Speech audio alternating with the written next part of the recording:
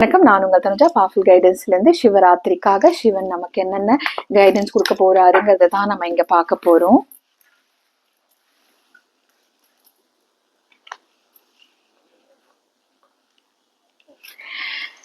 ரெண்டு கார்டு வந்திருக்கு. நம்ம ரெண்டு கார்டையுமே கன்சிடர் பண்ணுவோம். ஒன்னு ஆதியோகி, ஒன்னு அகோரி. இது ரெண்டுமே சிவனோட பர்சனாலிட்டி. ஒன்னு சௌமிய ரூபம், ஒன்னு ரொம்பவும் ரௌத்ர ரூபம். எப்படி அப்படின்னு பாத்தீங்கன்னா, அவர் அகோரி ரூபத்துல பாருங்க. அகோரி ரூபத்துல அவரு பஸ்மம் பூசிட்டு மண்டவோட கையில வச்சுட்டு ரொம்பவும் ஒரு ஃபியர்ஸ்ஃபுல்லான ஒரு காட்சி, ஒரு தோற்றத்தை அமைப்பாரு. அதுல இருந்து அவர் என்ன சொல்றாரு, எதுவுமே அசுத்தம் கிடையாது, எல்லாமே முழுமையான ஒரு தத்துவம். அதை நீ எப்படி ஆக்செப்ட் பண்ண போற அப்படிங்கிறது தான் இந்த கார்டு நமக்கு வலியுறுத்துது. சாதாரணமாவே நம்ம அகோரிகளை பார்க்கும் பொழுது ஒரு திடுக்குன்னு ஒரு சின்ன பயம் இருக்கும். ஏன்னா அவங்க தோற்றம், அவங்க ரூபம் நம்ம பயப்படுத்தும். ஆனா சிவன் என்ன சொல்றாரு, உன் பிறப்பு உன் இறப்பு எல்லாமே குறிக்கப்பட்டது, விதிக்கப்பட்டது. எதுவுமே இம்பியூர் கிடையாது. ஒரு பஸ்மம் அப்படிங்கிறது உன்னோட இறுதி சடங்கு முடித்து வரக்கூடிய ஆஷஸ் தான் பஸ்மம். சோ ஒருத்தன் பிறந்தா அவன் கடைசியில பஸ்மமா தான் போகணும் அப்படிங்கிறது nature. It is a cycle. எதுவுமே அசிங்கம் கிடையாது, எதுவுமே அசுத்தம் கிடையாது. நீ பாக்குற பார்வை எப்படி இருக்கு, நீ எல்லாத்தையும் நல்லது அப்படின்னு யோசிச்சனா, நீ அக்செப்ட் பண்ண அப்படின்னா நீதான் சிவன். ஸ்வயமா நீ சொல்லிக்கலாம், அகம் பிரம்மாஸ்மி, நானே கடவுள், நானே சிவன் அப்படின்னு. ஆதி யோகி சௌமிய ஸ்வரூபம், ஒரு நிலை, மௌன ரூபம், தபஸ் நிலை, ஞானம், அவரை சுத்தி இருக்கிற ஒளிவட்டம், அவருக்குள்ள இருக்க சாந்தம், the stillness is what he is expecting from each one of you. உனக்குள்ள அந்த சைலன்ஸை நீ தொலைச்சிட்டு தான் நீ நிக்கிற. நீ அகோர ரூபத்தை பார்த்துக்கிட்டு தான் இருக்க. நீ எதை பார்த்தாலும் குற்றம் கண்டுபிடிக்கிற. ஒரு நிமிஷம் சாந்தமாயி மௌனமாயி you be in stillness, calmness, ஒரு நிலைப்படுத்தி உன்னுள்ள போய் பாரு. அகம் பிரம்மாஸ்மி, நீனே கடவுள். சிவன் தத்துவம்னா இந்த உடம்புதான் சிவம்னு சொல்றாங்க. உன் இதயம் இருக்கு இல்லையா, இதயத்துல இருக்கக்கூடிய ஆன்மா இவ்வளவுதான், ஒரு ஒரு தம் சைஸோட சின்னதுதான். ஒரு ஜோதி ஸ்வரூபம், ஒரு சின்ன ஒரு பிரகாசம், ஒரு சின்ன ஒரு ரூபம் தான் உன்னோட உயிர். இவ்வளவு பெரிய உடம்புல இத்தனோண்டுதான் உயிர் இருக்கும். இவ்வளவுதான் ஜோதி. இந்த ஜோதி எங்க இருக்குன்னா உன் இதயத்தில் இருக்கிறது. அப்போ உன் இதய கமலத்துல நீ கண்ணை மூடி உள்ள இறங்கி உனக்குள்ள இருக்கிற பிரகாசத்தை நீ பாரு. உனக்கு தெரியும் இந்த உலகமே எவ்வளவு பிரைட்டா இருக்கு. எல்லாமே மாயை.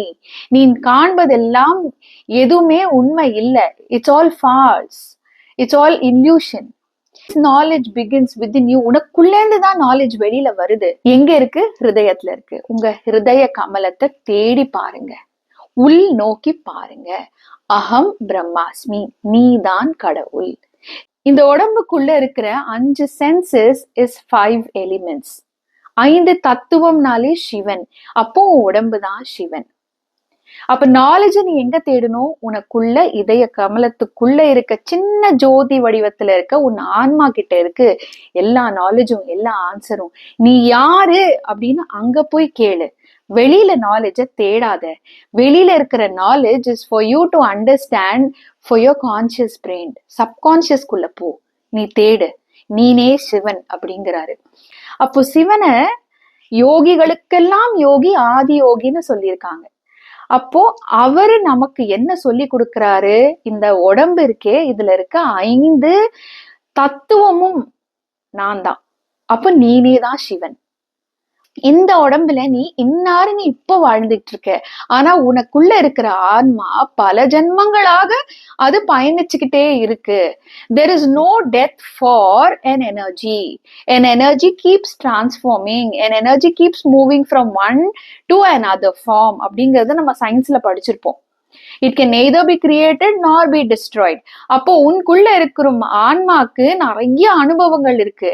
அப்போ நீ வெளியில தேடுற knowledge is for your conscious mind.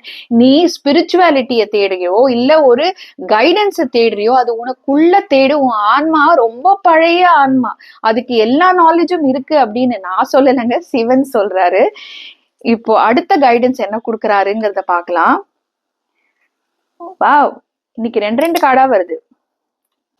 Damaru, அதாவது சிவனுடைய டமரு இருக்கு இல்லைங்களா, அவர் வாசிப்பது எப்போ அப்படின்னு பாத்தீங்கன்னா, ஒரு கம்ப்ளீஷன் ஆகி ஒரு நியூ பிகினிங் ஆரம்பிக்கும் போதுதான் அதோ சிம்பாலிக்கா காமிப்பாங்க. அதாவது டிஸ்ட்ரக்ஷனுக்கு அப்புறம் வரக்கூடிய கிரியேஷன், அந்த நாத ஒலி, அந்த vibration is going to bring a lot of changes within you. நீ அதை உன்னிப்பா கவர்ந்து உன்குள்ளேயே பாரு. இந்த கலியுகத்துல நம்மளை பார்க்க மாட்டேன்றோம், நம்ம தேடிக்கிட்டு பல விஷயத்த ஓடிக்கிட்டு இருக்கோம். அது நீ உனக்குள்ள பூந்து பார்க்கும் பொழுது உனக்கு அந்த அனுபவம் உன் ஆன்மா உனக்கு கொடுக்கும் அப்படிங்கிறாரு. ஹெர்மிட் ஆஃப் ஹிமாலயாஸ் என்ன சொல்ல வராரு சிவன்?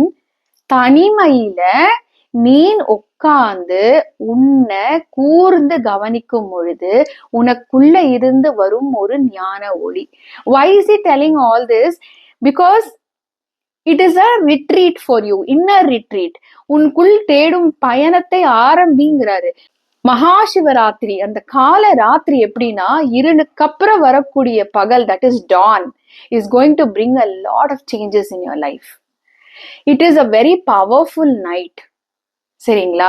அப்போ சிவனே நமக்கு என்ன சொல்றாரு? அந்த டைமை நீ தியானத்துல கொண்டு போய் நிறுத்து. தியானம் தெரியுமோ தெரியாதோ, கொஞ்ச நேரம் கண்ணை மூடி அமைதியா மௌனமா எதையும் சிந்திக்காம என்னை பத்தி சிந்தி. என்ன தேடு, வெளியில தேடாத, உன்னுள் தேடு. என்ன அபிஷேகம் பண்ணுமா, உனக்குள்ள உட்காந்து என்ன அபிஷேகம் பண்றேன்னு நீ மானசீகமா நீ பண்ணு, நான் உனக்கு ஏதோ ஒரு ஆன்சரை கொடுப்பேன் அப்படின்னு அவர் சொல்ற. சாண்டிங் அப்படின்னா என்ன? இந்த சவுண்டோட ஒரு வைப்ரேஷன், இந்த சீக்ரெட் சவுண்டோட ஒரு ஃப்ரீக்குவென்சி, ஒரு நாதம், ஒரு ஒளி என்ன ஆகும்? உங்களோட சக்ராஸை ஆக்டிவேட் பண்ணும், உங்களோட கான்சியஸ்னஸை அவேக்கன் பண்ணும். அப்போ root chakra, sacral, Manipuraka, that is your solar plexus, your heart chakra, then your throat, third eye, சஹஸ்ராரான், அப்படி இருக்கக்கூடிய அத்தனை 7 சக்கரங்களையும் இயங்காம இருந்தது அப்படின்னா இயங்க வைக்கும்.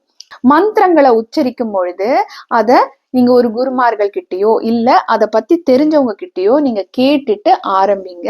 அப்போ உங்களுக்கு அதோட வைப்ரேஷனோட பவர் உங்களுக்கு கண்டிப்பா உங்களுக்கு கிடைக்கும். ஸோ இந்த மகாசிவராத்திரி அன்னைக்கு நம்ம எல்லாம் சிவன் கொடுத்த அட்வைஸை ஃபாலோ பண்ணி let us make our life even more beautiful.